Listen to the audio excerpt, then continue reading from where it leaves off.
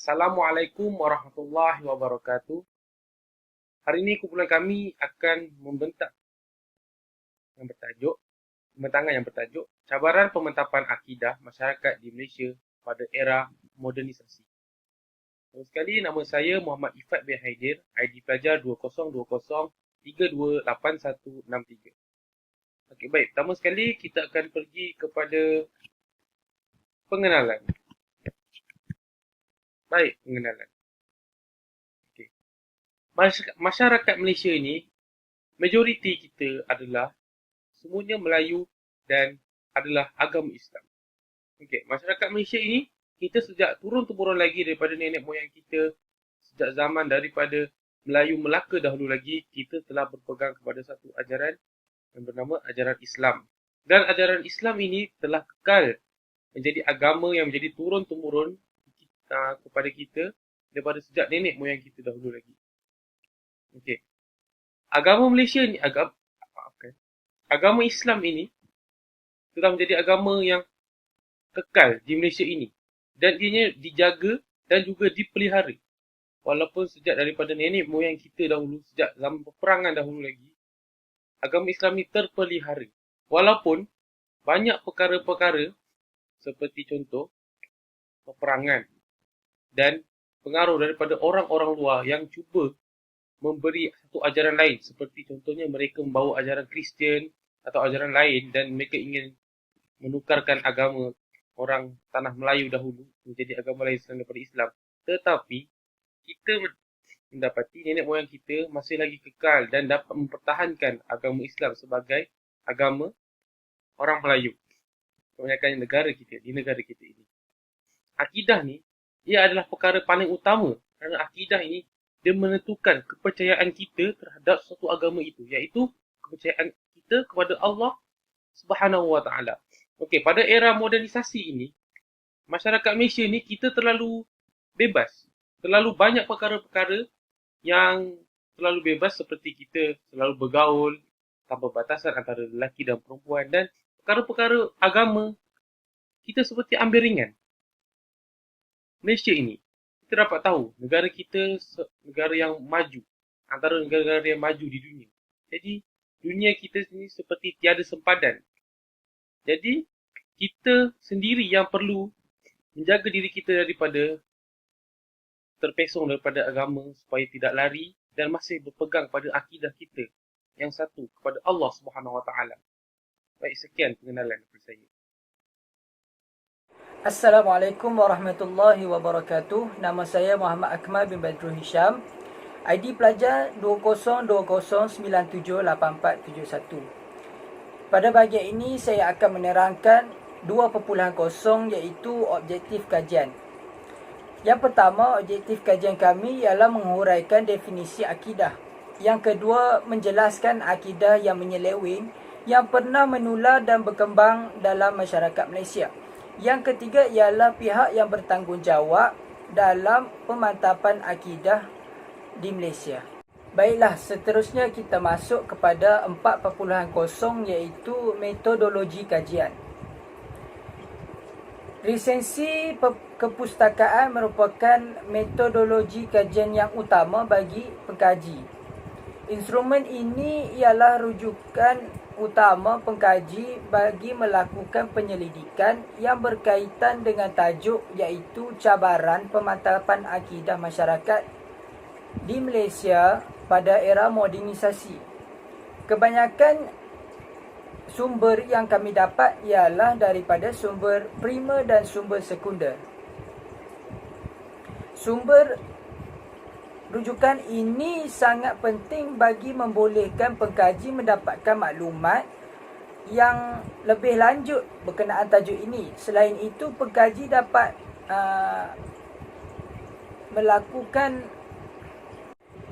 mendapatkan bahan-bahan rujukan daripada tesis-tesis, disertasi sarjana, artikel-artikel, jurnal-jurnal ilmiah serta dari laman web rasmi Jabatan Mufti dari seluruh Malaysia.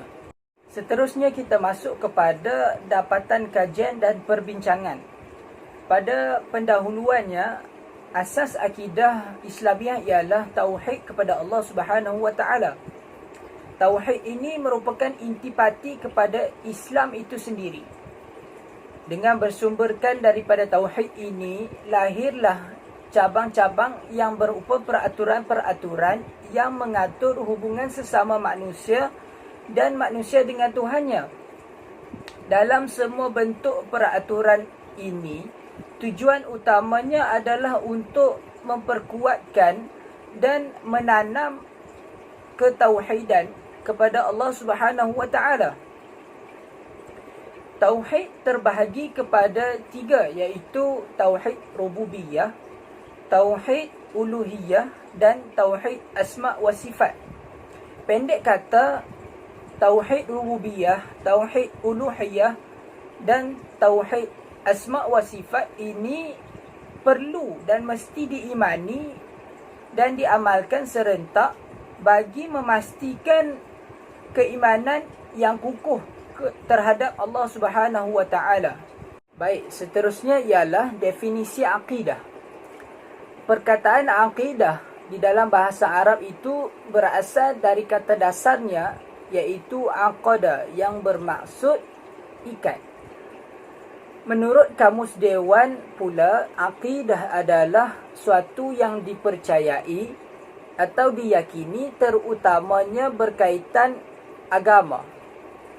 Manakala menurut Hasan al-Banna, akidah ialah hal yang berhubung dengan kepercayaan dan keyakinan dalam hati, mendorong jiwa berasa tenang, tidak bimbang dan bersih daripada segala prasangka.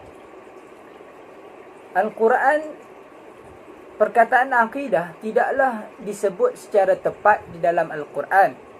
Namun kata dasarnya disebut sebanyak 7 kali di dalam surah yang berlainan.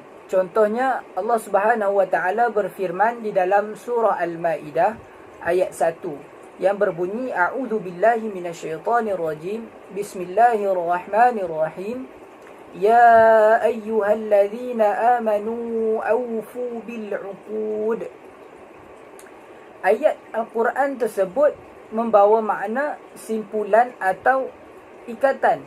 Oleh itu, di sini dapat diketahui dan difahami bahawa akidah dari segi bahasa itu merujuk kepada hal yang berkaitan dengan keimanan, kepercayaan dan keyakinan kepada Allah Subhanahu wa taala. Akidah dari sudut istilah pula, ia didefinisikan sebagai suatu penyelidikan dan pemeriksaan kepercayaan seseorang itu berkaitan ketuhanan, kerasulan dan perkara sam'iyat dengan dalil yaqiniyah dan naqliyah yang boleh menghilangkan semua keraguan di dalam hati manusia, seperti yang dikatakan oleh Said Haji Ibrahim. Dalam makna lain, akidah itu adalah satu bentuk keyakinan yang tulus yang lahir dari sudut hati yang dalam dengan meliputi rasa cinta dan kasih yang mutlak hanya kepada Allah Subhanahu wa taala semata-mata. Ini seperti yang didefinisikan oleh Hasan al-Banna. Kesimpulannya, akidah adalah satu kepercayaan dan keyakinan yang tinggi terhadap Allah Subhanahu wa taala.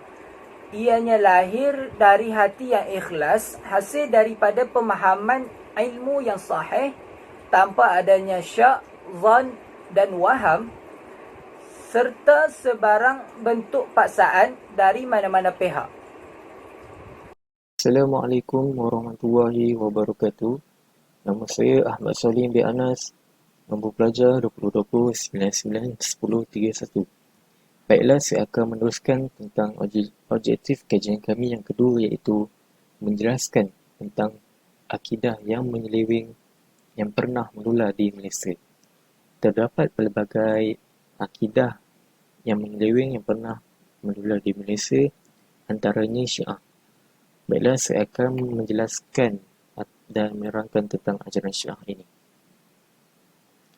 Syiah adalah mereka yang menyokong Saidina Ali dan menganggap beliau adalah pengganti Rasulullah sebagai khalifah. Syiah ini juga menolak sunnah Rasulullah dan menganggap ahli sunnah itu kafir, hanya halal untuk dibunuh. Golongan Syiah ini merupakan golongan yang melampau dalam akidah mereka di mana mereka berpendapat bahawa Saidina Ali lebih agung daripada Nabi Muhammad. Pada sekitar awal tahun 1980-an, ajaran Syiah ini mula meresap masuk ke dalam negara ini. Ajaran Syiah ini disebarkan melalui kampus-kampus universiti pada awalnya setelah kedutaan Iran dibuka di Malaysia. Terdapat beberapa orang ternama dan pensyarah dibawa ke Iran untuk diselewengkan akidahnya menjadi Syiah. Pada waktu itu, ramai pelajar-pelajar dihantar menyambung pengajian ke Iran secara percuma dan menyebabkan ramai pelajar ini terpengaruh dengan fahaman Syiah ini, di mana mereka menukar fahaman mereka daripada ahli sunnah kepada Syiah. Masalah fahaman Syiah ini menjadi lebih buruk di mana terdapat buku-buku ajaran Syiah dibawa masuk ke dalam negara ini. Penyelewengan Syiah ini dapat dilihat daripada buku-buku masyhur yang menjadi sumber rujukan mereka. Antara bukunya iaitu Usul Al-Kafi, karya Muhammad bin Ya'qub Al-Kulaini, di mana di dalam kitab ini terdapat banyak penyelewengan yang bertentangan dengan ajaran Islam, di mana mereka mengatakan bahawa imam mereka yang berkuasa kepada bumi ini dan mereka mendakwa dunia dan akhirat adalah kepunyaan imam mereka, dan ini jelas menunjukkan bahawa mereka ini menyekutukan Allah.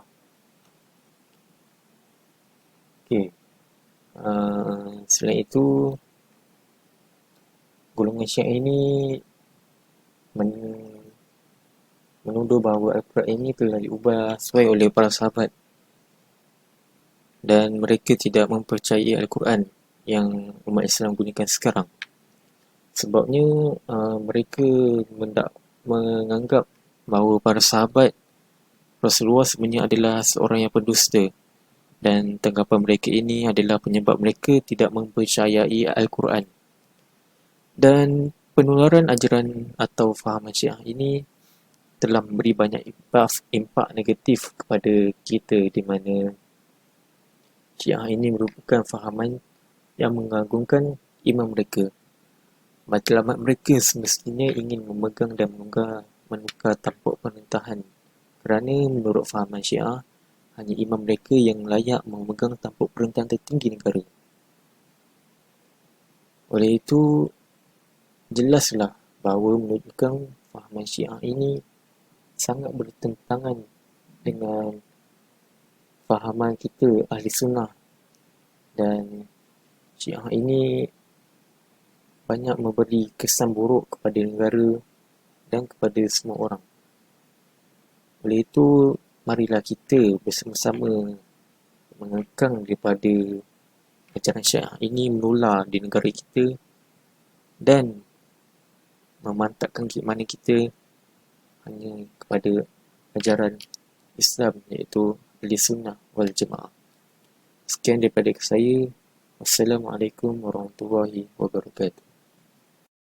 Barang bentuk paksaan dari mana-mana pihak. Manakala contoh yang kedua bagi akidah yang menyeleweng di Malaysia ialah anti hadis. Bibit-bibit munculnya kelompok ini terlihat di kalangan orang-orang Quraisy yang menolak ajaran-ajaran baginda Nabi SAW dengan tuduhan-tuduhan palsu. Walau bagaimanapun, golongan-golongan ini tidaklah dikategorikan sebagai anti hadis kerana mereka tidak mempercayai ajaran itu sendiri, iaitu ajaran Islam itu sendiri. Sejak beberapa tahun dahulu, anti hadis merupakan ajaran sesat yang menular di dalam masyarakat Islam di Malaysia. Pengaruh anti hadis ini semakin luas apabila wujudnya pihak-pihak tertentu yang menyokong serta mendukung kepercayaan mereka di samping tulisan buku-buku, artikel-artikel serta seminar-seminar yang berkaitan. Golongan anti hadis ini menolak hadis, ijma' dan qiyas sebagai sumber perundangan Islam yang utama setelah Al-Quran. Mereka mengatakan Al-Quran sudah lengkap. Gerakan anti hadis di Malaysia dipelopori oleh Kasim Ahmad, iaitu pengasas Parti Sosialis Rakyat Malaysia. Dia bersama rakan-rakannya mengembangkan fahaman ini pada tahun 1985. Mereka membawa ideologi dan teori bahawa pengajaran Islam cukup sekadar Al-Quran sahaja. Tuntasnya, golongan anti hadis ini adalah golongan yang merupakan golongan yang membawa ajaran sesat yang menyeleweng akidahnya. Mereka menidakkan hadis-hadis Nabi SAW dan menuduh ia sebagai perkara yang direka-reka. Dan ini adalah sangat melampau. Golongan ini mesti diperangi habis-habisan agar masyarakat cakna dan sentiasa berwaspada. Semoga umat Islam di Malaysia khususnya tidak terlibat dengan fahaman atau ajaran ini dan memartabatkan hadis baginda Nabi SAW. Sekian, terima kasih. Assalamualaikum. Nama saya Muhammad Azhar Fikri bin Musa.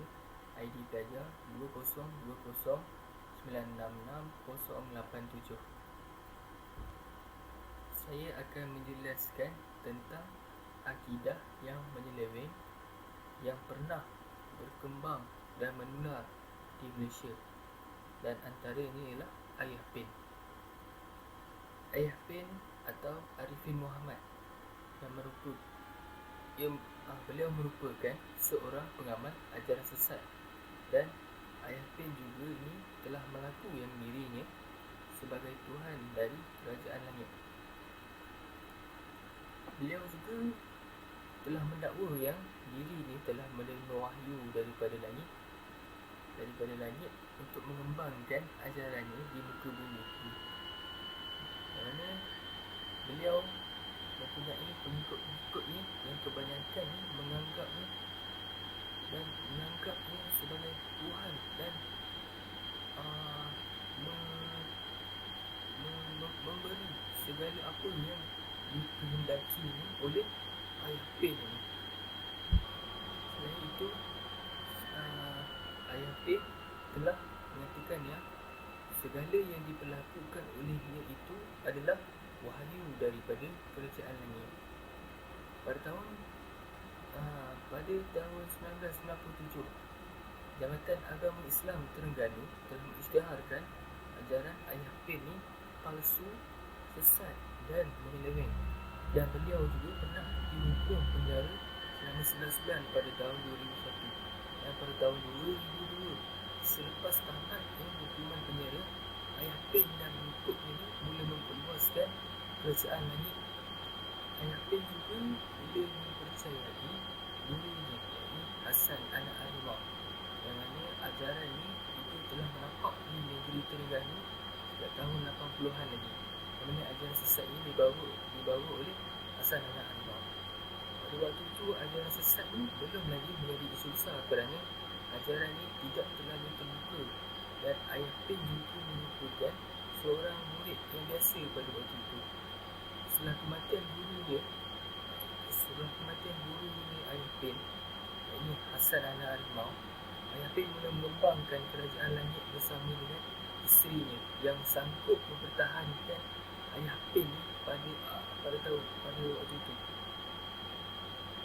Pengikut Ayah Pen ni sedikit demi sedikit, yang mana dia mengumpul pengikut ni, dan ada sahaja pada setiap hari pengikut-pengikutnya ni ada sahaja yang ingin memasuki ajaran ni. Dan antara ajaran-ajaran yang terpesong ialah yang mana ayat yang mengatakan hari kiamat ni tidak akan berlaku dan beliau akan menjadi Perdana Menteri di akhirat kelak. Kerana sifat tamat di tempoh ayat hukuman ayat ni, beliau menjadi sangat agresif dalam memperluaskan kerajaan ini. Jadi di batu 13.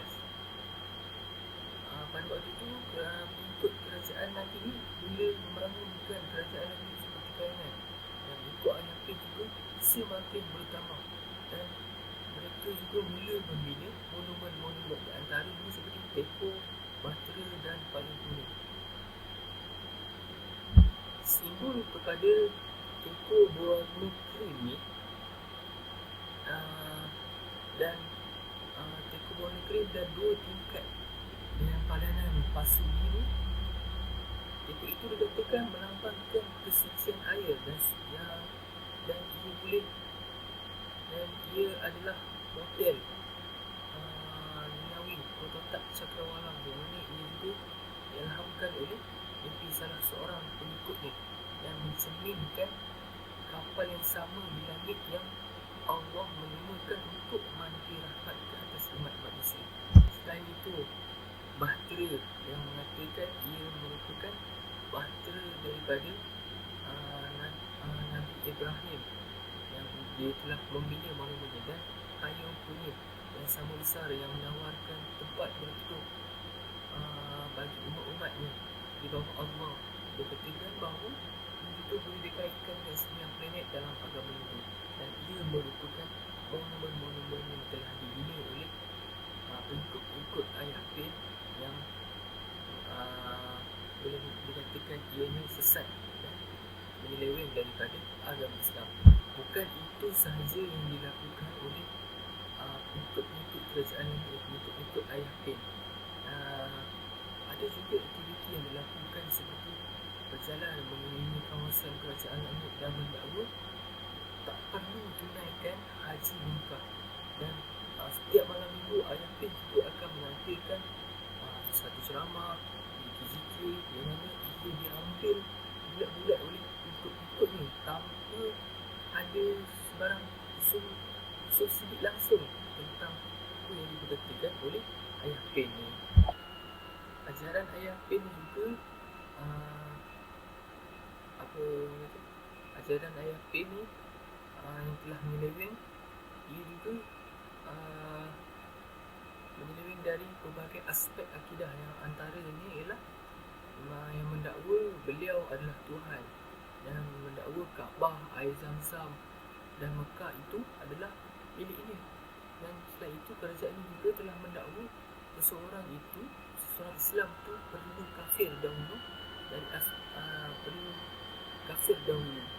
baru dia boleh jadi Islam. Dari aspek syariah pula, pengikut dan ajaran ayah P ni telah menolak rukun Islam dan hukum syarak, dan selain itu mengada-adakan hukum syarak seperti nikah batin dan sebagainya. Dan akhir sekali, manusia ni perlulah kita sebagai manusia perlulah mentaati Allah dan memahami konsep akidah Islam itu, supaya kita dapat mentaati surah Allah dan bertakwa kepadanya, sebagaimana yang telah sebagaimana firman Allah, yakni man yuti rasul faqad ata Allah wa man tawalla faman arsalnaka alaihim hafizah. Maksudnya, sesiapa yang taat kepada Rasulullah, maka sesungguhnya ia telah taat kepada Allah. Dan sesiapa yang bertanya ingkar, maka janganlah engkau berduka cita, wahai Muhammad, kerana kami tidak mengutuskanmu untuk menjadi pengawal orang yang memelihara mereka itu dari kesalahan. Surah An-Nisa ayat 80. Sekian. Baiklah, sekarang kita beralih kepada 5.3. Pihak berwajib dalam pemantapan akidah di Malaysia. Baiklah, pada masa era yang moden ini, agama Islam ni masih lagi tersemat dalam hati setiap Muslim. Walaupun kita ni mengharungi kehidupan yang serba moden ini yang terlalu banyak perkara-perkara pengaruh yang amat negatif daripada luar. Okey. Agama kita ini adalah satu agama yang menjamin penganutnya untuk mengikut cara kehidupan yang benar berlandaskan agama. Maksudnya kita hidup ni, kita kena berlandaskan agama. Jadi akidah kita kena perbetulkan agar kita hidup berlandaskan agama. Okey, cabaran akidah pada hari ini datang daripada pelbagai sudut. Okey, contohnya adalah daripada sudut pemikiran, hiburan, permainan, fashion, harta dan banyak lagi. Banyak pengaruh yang datang pada akhir zaman ini. Okey. Akidah pada diri umat Islam ini juga kian hilang disebabkan mereka tidak lagi mengikut pada ajaran Al-Quran dan Al-Sunnah ataupun mereka memandang remeh kepada agama Islam yang menyebabkan mereka terpesong. Jadi, terdapat beberapa pihak yang berwajib yang sepatutnya bertanggungjawab dalam memantapkan akidah masyarakat di Malaysia. Okey, yang pertama sekali tidak lain dan tidak bukan ibu bapa. Kerana ibu bapa adalah insan ataupun mereka yang terdekat dengan seseorang itu. Okey. Ibu bapa ni dia mestilah mendidik anak mereka ketika mereka kecil. Bab kata pepatah, melentur buluh biarlah dari rebungnya. Okey. Ibu bapa ni dia memainkan peranan yang sangat besar dalam memantapkan seseorang punya akidah di dalam diri semenjak kecil hinggalah seseorang itu menjadi besar. Okey.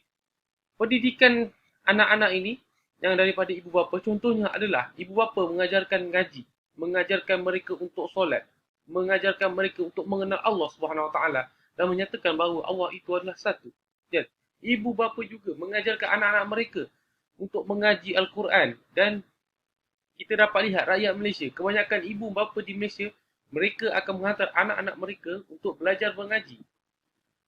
Hampir 90% ke atas peratus rakyat Malaysia pasti akan menghantar anak mereka untuk belajar mengaji. Okey. Ibu bapa juga, mereka perlu menunjukkan akidah ataupun perangai yang baik kepada anak-anak mereka. Ibu bapa ni dia adalah menjadi contoh dan anak-anak akan mengikut apa yang dianjurkan ataupun diajar oleh ibu bapa mereka. Jadi ibu bapa juga selain itu akan mengajarkan mereka untuk berpuasa, solat dan berwuduk dan perkara-perkara penting yang perlu dijadikan amalan sebagai seorang Muslim ataupun mukmin yang betul. Okey. Dia ada dalam ayat Al-Quran yang berbunyi, A'udzubillahi minasyaitonirrajim. Ya ayyuhallazina amanu qu anfusakum wa ahlikum naran waquduhan nasu wal hijarah 'alaiha malaikatu ghilazan shidadun la ya'sunallaha ma amarahum wa yaf'aluna ma yu'marun. Okey, maksudnya wahai orang-orang beriman, peliharalah diri kamu daripada azab api neraka yang dikandungnya adalah manusia dan batu berhala. Penjagaannya adalah malaikat yang kasar dan tidak mendekati Allah serta melaksanakan tugas-tugas yang diberikan kepadanya. Maksudnya, di akhir ayat ini, kita dapat melihat bahawa seseorang itu berpegang kepada apa tanggungjawabnya. Tanggungjawab mereka di bumi itu ketika hidup akan ditanya. Jika tanggungjawab itu tidak dapat diselesaikan dengan baik, maksudnya mereka akan, na'udzubillah, mungkin akan ke neraka. Contohnya ibu bapa. Ibu bapa ini berperanan yang amat penting. Mereka adalah seorang yang bertanggungjawab untuk memberikan pendidikan kepada anaknya untuk menjadi yang lebih baik. Okey, itu daripada aspek ibu bapa. Baiklah, yang kedua, kita masuk kepada sistem pendidikan. Okey, sistem pendidikan di Malaysia ni, yang kita tahu sistem pendidikan adalah murid-murid atau anak-anak pergi ke sekolah untuk belajar ilmu di sekolah. Okey. Cara penyampaian ataupun ilmu yang perlu diberikan oleh guru atau cikgu-cikgu di sekolah perlulah mengikut ajaran akidah yang benar berlandaskan Islam untuk memberikan anak murid mereka tidak terpesong dan akidah mereka dapat dimantapkan semenjak mereka bersekolah rendah lagi. Okey. Apa yang kita nampak daripada pendidikan ni boleh memberi impak Okey. Pihak sekolah ni, dia perlulah bertanggungjawab daripada peringkat prasekolah sehingga sekolah rendah, sekolah agama, sekolah menengah. Di semua peringkat itu, mereka perlulah mengajar agama. Contohnya, daripada kecil, mestilah mengaji daripada alif bata. Selepas itu, di sekolah agama, mereka perlu mengajar akhlak, mengajar sirah ataupun mengajar akidah. Jadi, sekolah agama ini memainkan peranan yang sangat penting. Kerana sekolah agama adalah yang memberikan 100% pembelajaran agama Islam kepada murid-murid. Tidak seperti sekolah kebangsaan. Mereka sekolah kebangsaan je, kita tahu mereka mempunyai agama Islam. Namun mereka juga mempelajari seperti matematik dan sains. Jadi, pelajaran-pelajaran agama di sekolah agama ini adalah yang penting bagi memantapkan akidah murid-murid yang belajar di Malaysia. Ilmu-ilmu Al-Quran, ilmu hadis, itu semua perlu diterapkan dalam pembelajaran mereka supaya mereka memantapkan diri mereka dalam akidah mereka. Okey, selepas itu, pihak yang berwajib dalam pemantapan akidah tidak lain, pihak kerajaan. Kerajaan ni adalah pemimpin yang memimpin sesebuah negara. Sesebuah kerajaan itu, jika mereka memimpin dengan kurang baik ataupun tidak berlandaskan perkara yang benar, maka mustahillah untuk masyarakat sebuah negara itu untuk berubah atau menjadi lebih baik. Dalam aspek pemantapan akidah ini pula, okey, kita dapat lihat kerajaan Malaysia menganjurkan, kita dapat lihat kan, banyak anjuran program agama yang dianjurkan oleh kerajaan Malaysia. Walaupun kerajaan Malaysia mereka tidak meninggalkan sistem-sistem sekular, sistem vernacular daripada Eropah, sistem-sistem orang Barat. Tetapi kita dapat lihat kerajaan kita masih lagi menekankan kepada akidah rakyat Malaysia. Terlalu banyak program yang telah diberikan oleh kerajaan. Seperti contoh, Jabatan Agama Negeri Johor. Kebanyakan Jabatan Agama Negeri Johor, mereka pasti akan melaksanakan program-program yang akan berlangsung setiap tahun dan mungkin setiap bulan pasti akan ada program agama yang berlaku di negeri masing-masing. Ini adalah kerana kerajaan pusat telah memberikan mereka amanah untuk menjalankan program-program yang dapat memantapkan akidah. Okey, contoh di sini, agensi kerajaan ni, kerajaan pusat atau kerajaan negeri, dia perlulah mengatur program-program untuk memantapkan akidah.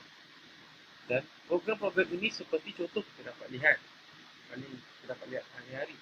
Contohnya IKIM FM, Radio FM. Itu adalah radio yang hari-hari sentiasa memberi nasihat untuk rakyat Malaysia yang menerangkan tentang agama.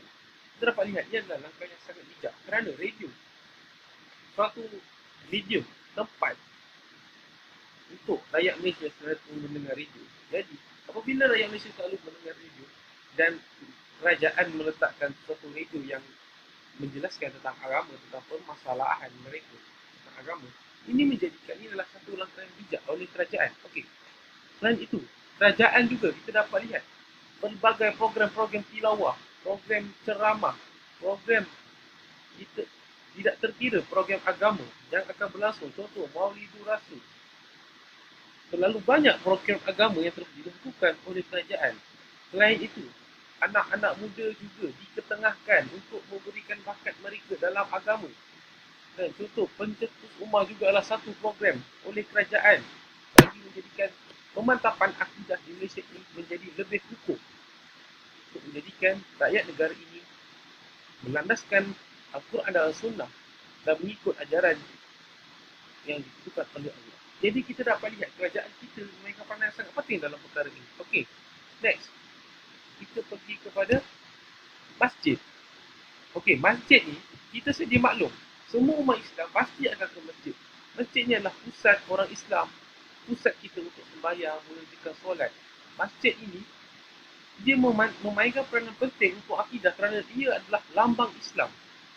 Kita selalu solat Jumaat, solat Idul Fitri semua kita akan berlangsungkan di masjid. Jadi, masjid ini perlulah menjadi contoh dan memberikan program. Kita dapat lihat masjid-masjid di taman-taman ataupun di tempat kita pasti akan melakukan program seperti ceramah, Tazkirah pagi, tazkirah maghrib, petang. Kita dapat lihat tidak henti-henti. Pelbagai program dilakukan oleh masjid, orang kariah masjid. Kita dapat lihat mereka memanggil penceramah-penceramah luar untuk memberikan penerangan akidah kepada mereka yang datang di masjid bagi memantapkan akidah mereka di Malaysia ini. Okey, contoh, selepas solat Jumaat, kebanyakan masjid ada juga yang akan memberikan ajaran tazkirah pendek untuk memberikan lebih pengajaran untuk umat Islam yang datang. Okey, masjid ini juga menjadi pusat-pusat contoh. Sekarang banyak masjid yang mempunyai perpustakaan, pusat membaca. Jadi ini memberikan kita suatu ruang yang masjid Malaysia ini memberikan banyak ilmu-ilmu bagi memantapkan akidah. Jadi masjid ini juga merupakan salah satu medium yang telah menjadikan yang mendorong untuk umat Islam di Malaysia memantapkan akidah Malaysia, akidah mereka. Okey, contoh lainnya masjid Malaysia, masjid itu memberikan program seperti Majlis Maulidul Rasul. Majlis Maulidul Rasul itu adalah perkara wajib yang akan berlangsung pada setiap tahun. Jadi ketika itu umat Islam akan berkumpul, kita akan diberikan ceramah, kita juga akan terangkan tentang Nabi Muhammad. Jadi itu adalah salah satu cara yang dapat memantapkan akidah rakyat, masyarakat kita di Malaysia ini. Okey, akhir sekali kita akan masuk kepada badan-badan NGO ataupun badan pertubuhan Islam. Okey, kita dapat lihat badan-badan NGO ataupun badan bukan kerajaan ini, mereka melakukan ini seperti secara sukarela. Okey, pertubuhan mereka ini, antara objektif utama, mereka mesti akan melakukan kempen kesedaran akidah di Malaysia. Banyak NGO di Malaysia, contohnya ialah Parti Politik Islam yang kita tahu, PAS, dan NGO Islam, Angkatan Belia Islam Malaysia dan Jemaah Islam Malaysia. Kita dapat lihat banyak daripada NGO ini, mereka akan pergi ke tempat-tempat bagi memberikan ceramah ataupun memantapkan akidah dengan dakwah yang lebih baik dan lebih dekat dan lebih teratur kepada masyarakat agar mereka dapat menerima Islam. Maksudnya mereka lebih berlebuh hati dengan Islam itu sendiri. Mereka juga selain daripada memantapkan akidah orang masyarakat Indonesia, mereka juga memberikan ceramah ataupun berdakwah kepada orang agama lain bagi masukkan mereka ke dalam Islam.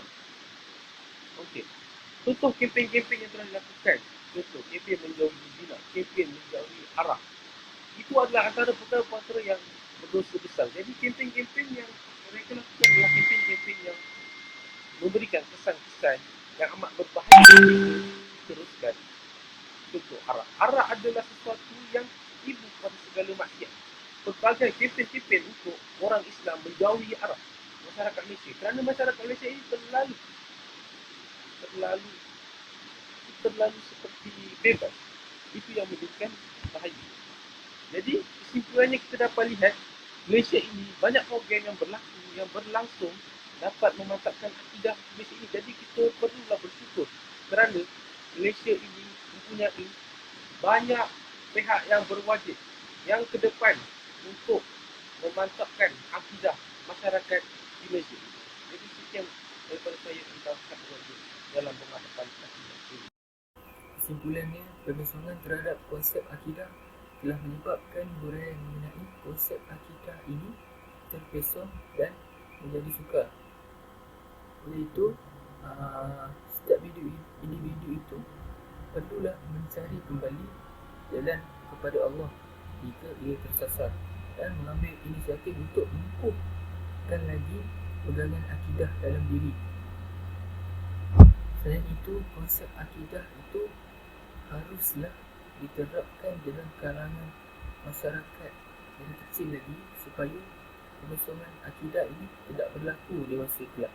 Kerana bila kita mempelajari ilmu akidah ini amatlah penting supaya kita terhindar daripada ajaran sesat dan yang akan merosakkan akidah kita terhadap Allah SWT. Sebab itu kita juga dapat mengukuhkan keimanan dan keyakinan kepada sifat-sifat kesempurnaan ini, sifat-sifat Allah. Ini pun merantapkan akidah seorang supaya tidak terikut kepada sesuatu yang sesat. Ada sekali pihak yang bertanggungjawab seperti keluarga, kerajaan, pendidikan yang masuk perlulah memandang serius dan mengambil serius dalam perkara-perkara akidah ini, kerana apabila isu-isu akidah ini tidak dipandang serius, dipandang remeh, ia boleh menyebabkan institusi ini dipersedia dan seterusnya akan menyebabkan semua keputusan berkaitan agama akan disuap dan tidak dihormati, dan ia juga boleh berlaku bahaya yang besar yang akan menimpa institusi agama, contohnya mufti dan fatwa. Keadaan ini akan menjadi cabaran, bahkan juga satu bentuk ancaman kepada agama Islam, terutama dalam keadaan semasa yang mana di peringkat global sekalipun persepsi terhadap autoriti agama ini sudah pun perlu dewasa. Sekian.